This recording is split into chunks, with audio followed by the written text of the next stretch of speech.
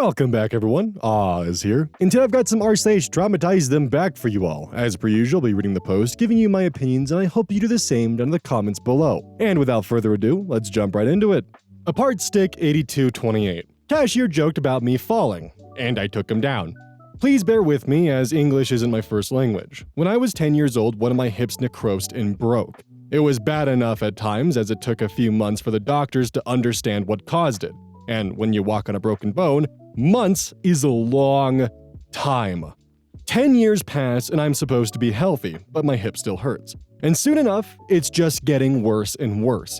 I'm just floating between tests and specialists, and no one can figure out what it is, as I'm no longer able to walk or even stand up without canes. It was a dark place. I was constantly in pain, swallowing opium like candies, and mourning my life as it seemed I would definitely lose the ability to walk. In addition, the looks I got when I used the priority seats in public transportation was rough. I guess I was too young to be disabled. One day, I'm doing some groceries, a rare happening as most of the time I'm in too much pain. As I'm paying, the cashier smiles widely and with the most paternalistic voice says, "Oh, you fell in your bathtub?" Now, I was used to people bluntly asking me what was my problem, but the way he said it, like I was a poor little thing that had a minor injury and was making a big deal out of it. I just looked him dead in the eyes and said, "No, my bone necrosed and we don't know if I'll be able to walk again one day."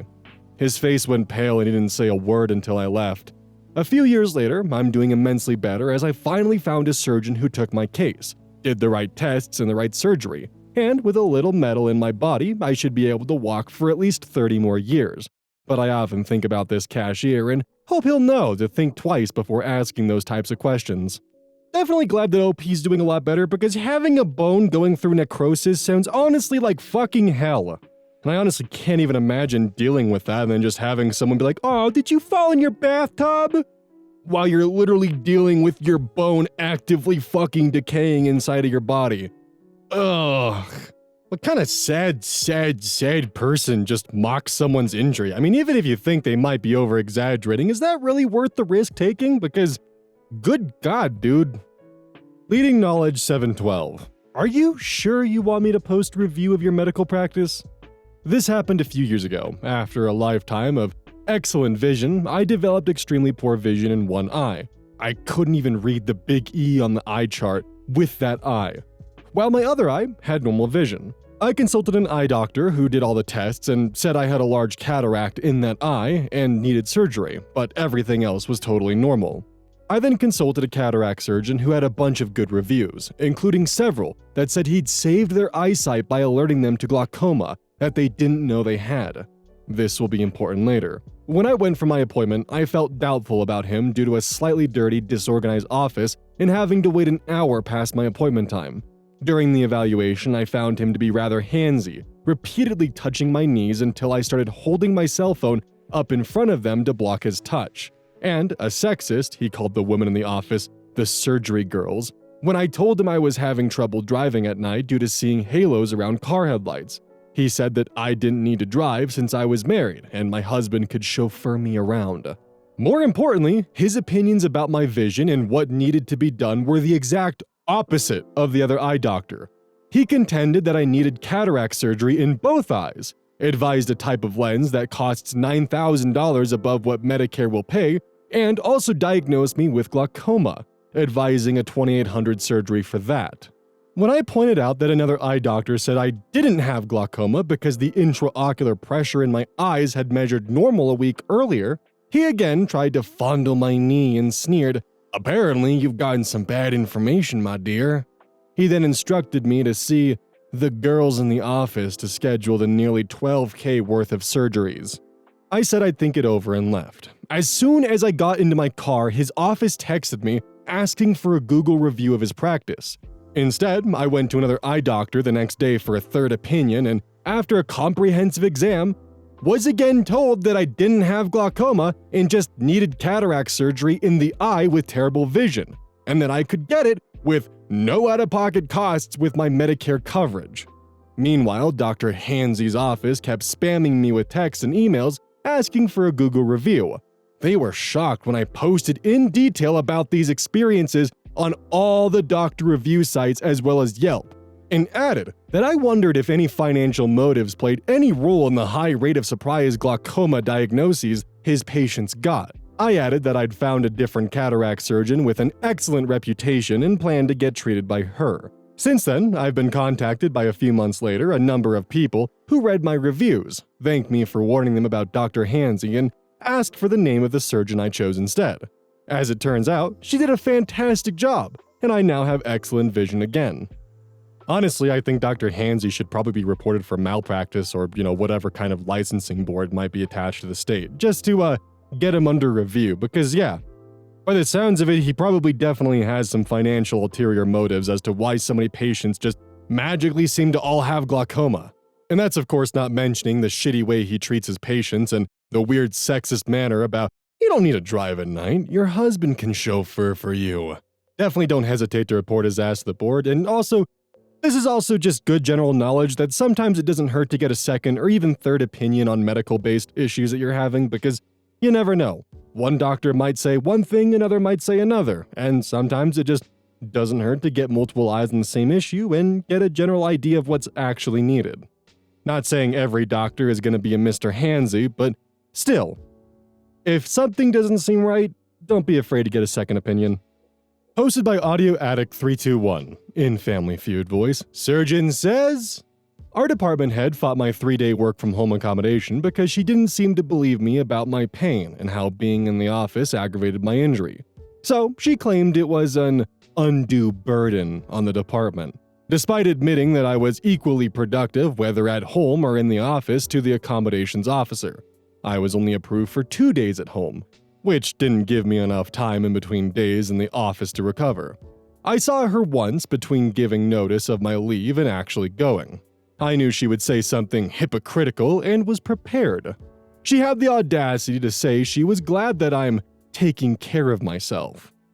I replied, that's what I've been trying to do. I was explicit that working in the office aggravated my injury and the insistence that I be here 3 days a week accelerated my need for surgery.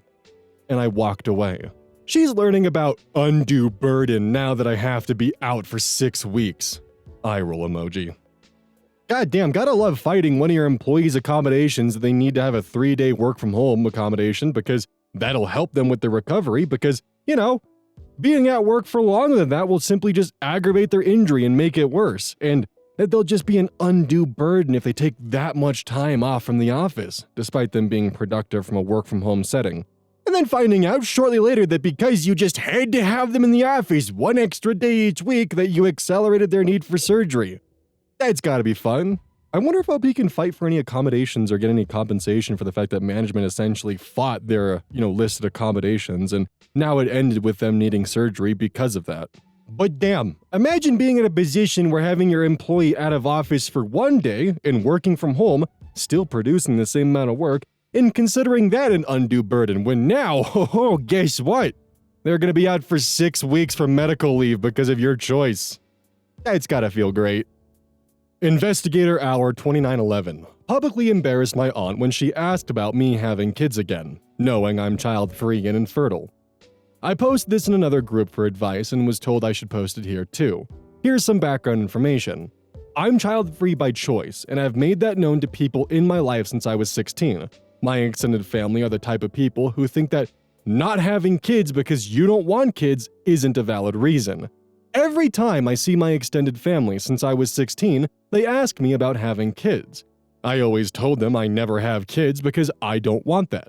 At 18, I also added that along with not wanting kids, I also have multiple medical conditions that make me infertile. I was hoping knowing this would make them stop bringing it up, but they keep asking every time I see them. On to the current situation. I got engaged a couple months ago, and the talk about getting pregnant and having kids has been constant. Last weekend, we had a dinner with both my and my fiance's families, so they could get to know each other a little better, and as a casual engagement celebration. During dinner, my aunt came over and loudly started asking us about having kids, asking if we were trying it, and even going as far as saying we should start trying to get pregnant now since it would take time because of my medical issues. When she said that, I lost it and screamed at her to stop asking me about having kids. People were already watching the exchange since my aunt is loud, but when I screamed, most people were watching us. I told her she had been harassing me about having kids since I was a kid myself, and even after a decade, she refused to stop. She knows I am never having kids, and bringing up my medical issues in front of all of these people, some she had never met before, is a crappy thing to do. My aunt just stood there and tried to defend herself, but she didn't have any good excuses for her behavior, and people stared at her. She quickly left when she realized everyone was judging her. So normally in a public event like this, I would probably opt for, pulling someone aside and having a more quiet conversation with them, especially if they weren't aware of the events. Like as an example, if it was the fiancé's family instead. But because this is an aunt who had been asking her since she was 16 when she was going to be having kids, and despite knowing about medical issues, and then loudly broadcasting them to the entire goddamn room, I think she was fully deserved this kind of humiliation that was put onto her by OP. Because bringing up medical issues just in front of everyone and being like, well, you better start trying now to overcome those medical issues you have, that's a fucked up thing to do. Even if OP was wanting to have kids, which they don't. They want to be child-free, that's their choice, and that should be respected. If it's not hurting anybody, people should be allowed to live the life they want to live, and in this case, it's being child-free. Star System 42. Maybe don't ask me about private medical information. Not sure if the flare is correct, long-time lurker, first-time poster. Not quite traumatized, but absolutely fun to see their face when I said it.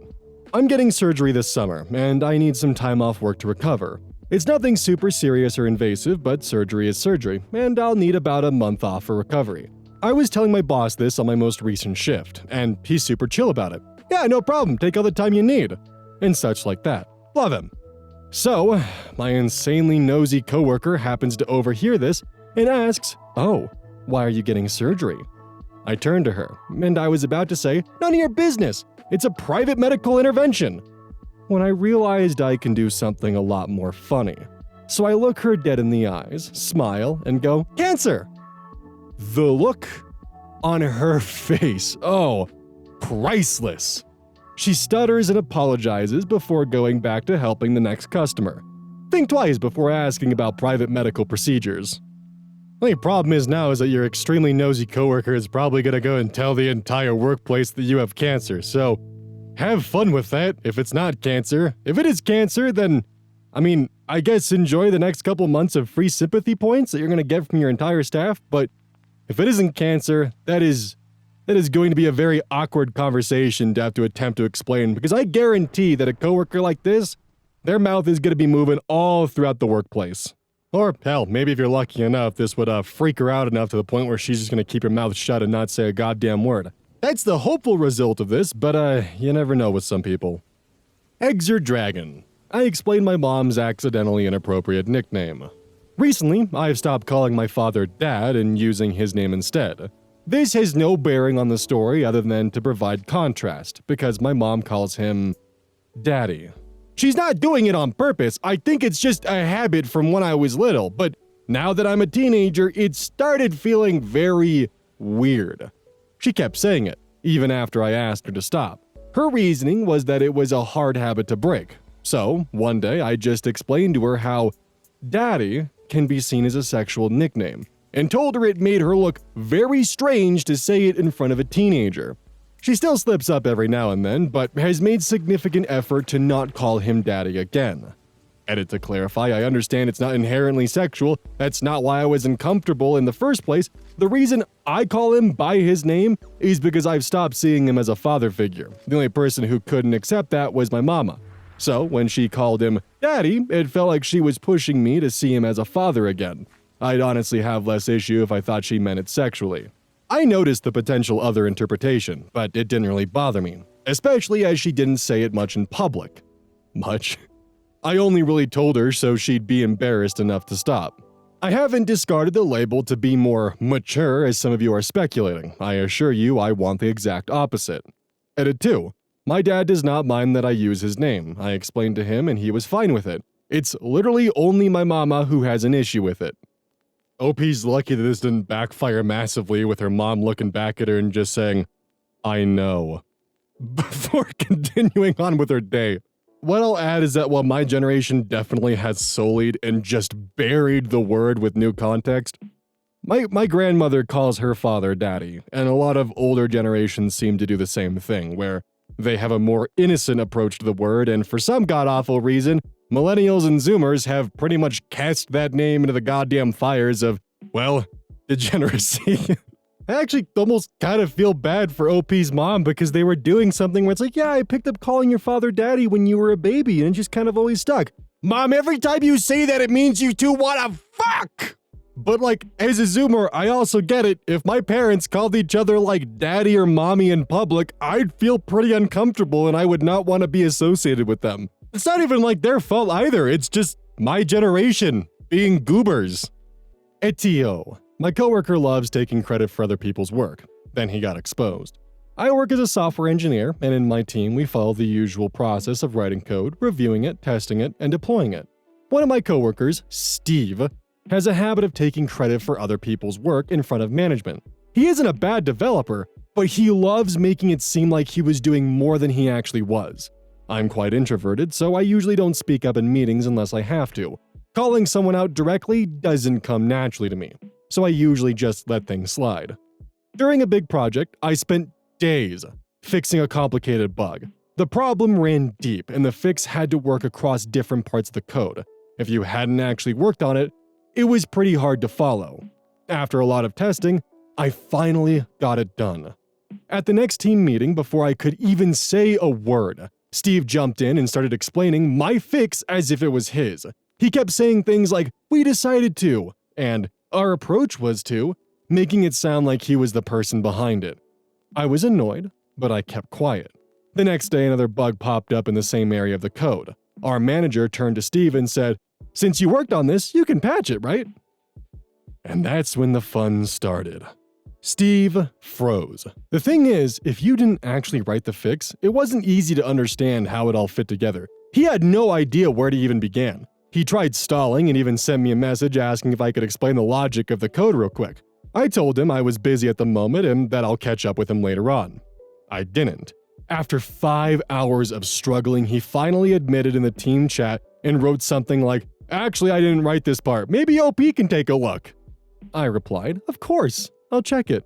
10 minutes later, I had it fixed. Our manager came over and congratulated me. We were chatting for a bit, and before heading off, he made a deliberate comment about how great it was having someone who actually understands what we're working on.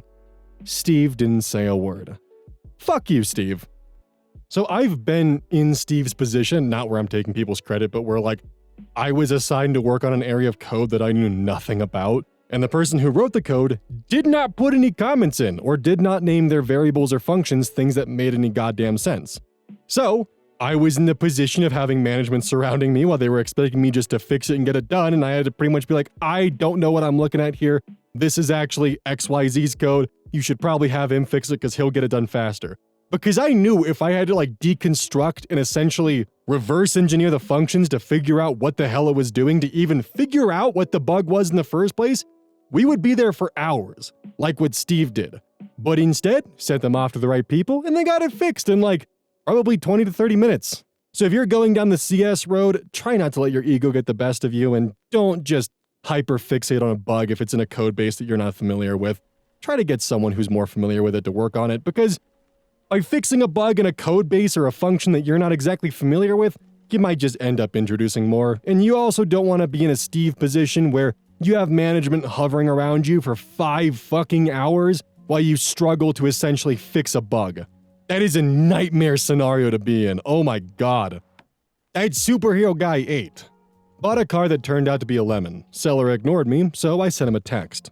Back about 10 years ago, I drove 3 hours to buy a very specific car and got an hour home when the car died. Luckily, at a garage. Had a mechanic look at it and he said it was obvious the seller had bogged a problem with piston rings and would cost me more than I paid to fix. Rang the seller to discuss it with him, but he ignored my calls, refuses to reply to text, and I was very polite. Just really wanted to talk to him about it. No abuse was sent. After a couple of days, I got fed up and I remembered that this guy had a very old phone. One that only accepts text messages of a certain amount of characters and then had to split the text into another message. I, on the other hand, had an iPhone, so I copied and pasted the entire works of Shakespeare into a message and sent it. Apparently, it took a week before he could use his phone again without a text message interrupting him. They came every second or so, anytime he turned his phone on. I eventually got a refund and he got his car back. So in general, by the way, most lemon laws only apply to new vehicles, so when it comes to used cars or private sales, you're kinda shit out of luck if you end up buying a lemon. So my recommendation would be if you're buying from a private sale, see if they're willing to let you take it to a mechanic of your choosing to have them poke around. You of course would need to offer to pay for it. If they say no, walk away from the deal. Same goes for most used car dealerships as well. If you go to purchase a car and it says as is within the bill of sale or any kind of the sale paperwork, definitely get it looked at before even considering to purchase it, because that means that the moment you drive it off the lot, you're fucked. You have taken full responsibility for anything that goes wrong with the vehicle. I promise you it is always worth $100 or so that it will cost to have a mechanic thoroughly inspect the vehicle than it would be to purchase the vehicle, drive it off the lot, then the next thing you know, you're paying double or triple the vehicle's value and repair costs. Because that does happen. 10th Planet West LA.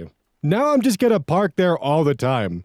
About a month ago, I moved into a residential neighborhood, and it's important to note a few things as you read my story. My house does not have a driveway or garage, so I have to rely on street parking. This is not a gated/HOA governed area, and there are no signs/restrictions/permits whatsoever for street parking. This area is not walking distance to anything but other homes, so anyone parking on the street is either a resident of the area or visitor of a resident. No random people are trying to find short-term parking.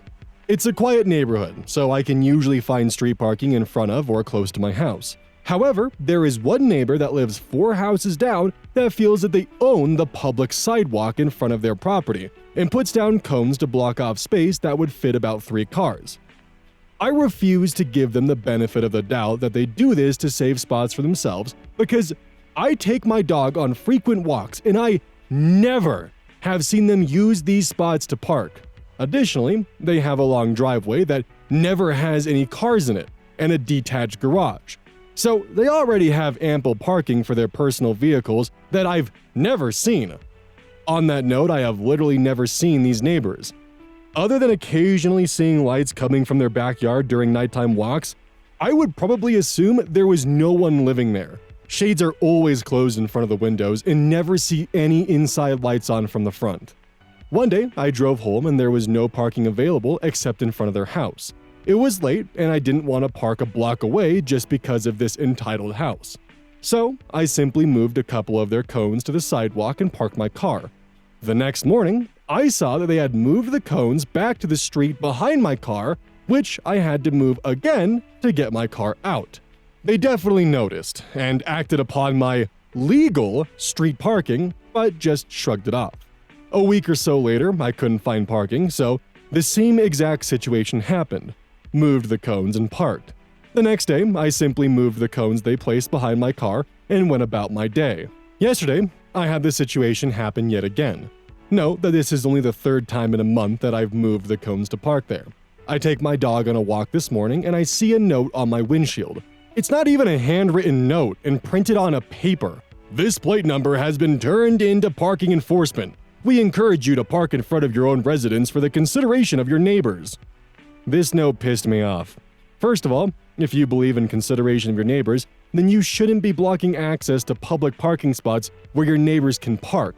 Secondly, now you're threatening me for parking legally? Do you want to start this fight? I will make you pay. First revenge. I called parking enforcement myself and explained the situation, and the lady laughed and said that my neighbors had no authority to give me a notice like that, as I assumed. They also gave me a number to a Bureau of Street Services investigator who can come to take a look and then issue them a citation. Lucky for them that they are currently closed for the week as it's Friday afternoon, but we'll be calling again Monday morning.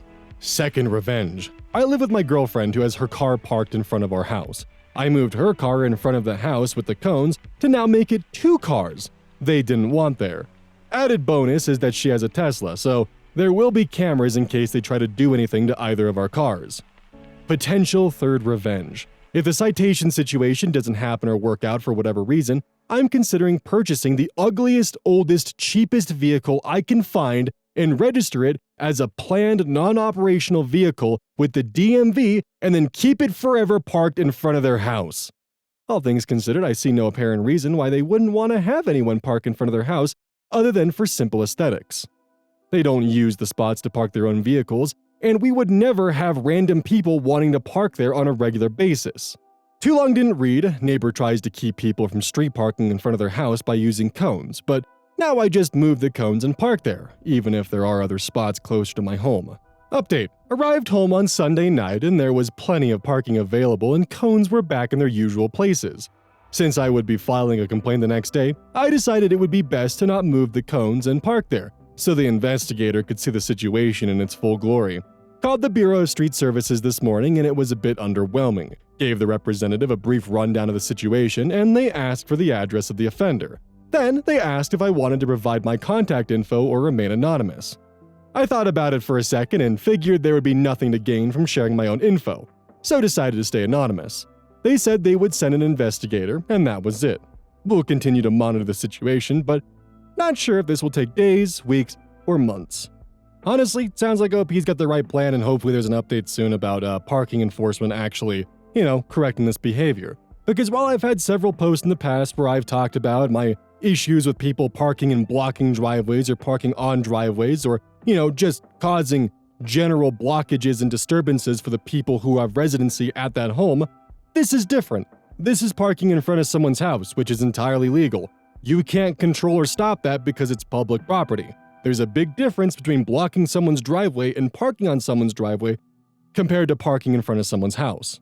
Honestly, I'm equally in favor of going the route of getting a non-operational vehicle and just yeeting in front of their house for good. That'd be pretty funny. Hey, welcome to the outro. Don't forget this whole thing is basically brought to you by GamerSupps. If you like caffeine, then I can't recommend GamerSupps enough. Use code OZ at checkout to support the channel.